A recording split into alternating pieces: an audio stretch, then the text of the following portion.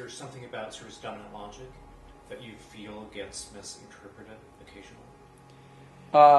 Yes, and in fact, we've actually grown in that too, because your language influences how you see things and perceive things, and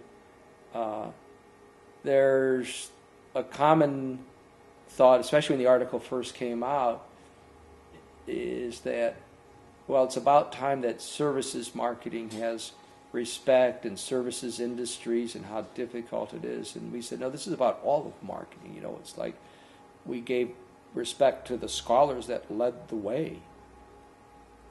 But it's not about, gee, now we really respect, you know, airlines or education or healthcare or whatever. In fact, some of the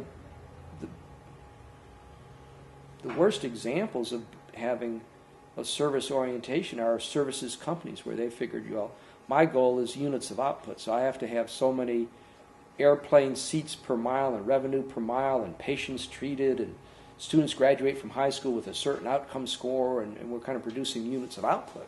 And so even though we were known historically as services companies, we had terrible service. So that would be one common thing. And then coupled with this is this whole notion that you know, we're now in a services economy, and they go to all those national statistics, but all those national statistics are a result of accounting. And so, you know, if I went back hundreds of years ago, or even today, I can go to Savile Row and I can get a tailor-made suit, custom fit by a particular tailor.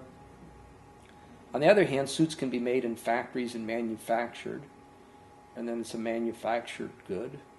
Or I could buy the cloth and fabric and make something at home, but it gets classified differently.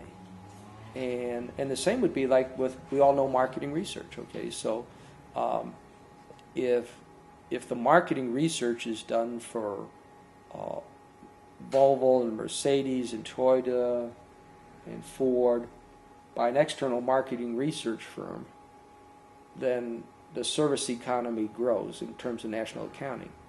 But if I hire within General Motors or Volvo, you know, 75 people that are on my payroll at this manufacturing company to do marketing research, then manufacturing output grows. Well, that's kind of strange. Like, the way I classify it determines what's growing. And that goes on and on, especially with outsourcing, because now outsourcing, Apple Computer doesn't make computers, they don't make iPods, they don't make cell phones, they design them, and then they outsource it. And the same, Nike doesn't make a shoe. Nike is pure ideas, pure design, conceptualizing the market, and resource integration. So all the national accounting methods, in I would say virtually all countries, probably all countries, is kind of based upon the output that rolls out of the firm instead of all the inputs and processes, because the process is kind of service. So if I'm doing engineering type of work, it's a service. If I'm doing it for an independent engineering firm versus Volvo, it's still the same thing. But we tended to focus on what goes out the door. So if an automobile goes out the door, then we say it's manufacturing because I can touch and feel it. Although, frankly, the proportion of the cost of Volvo, of the car that is tangible good in plastic and rubber, it hasn't approached yet what you'd find in cereal, but it's mostly intangibles.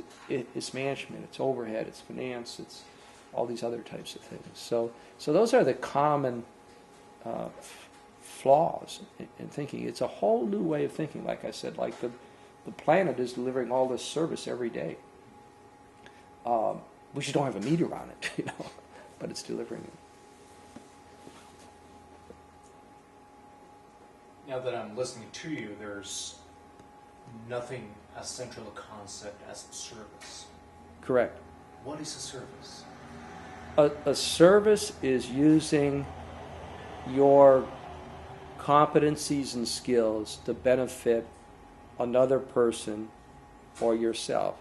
And we can call them actors. It can be an individual, a mother kind of using her competencies and skills to help her children.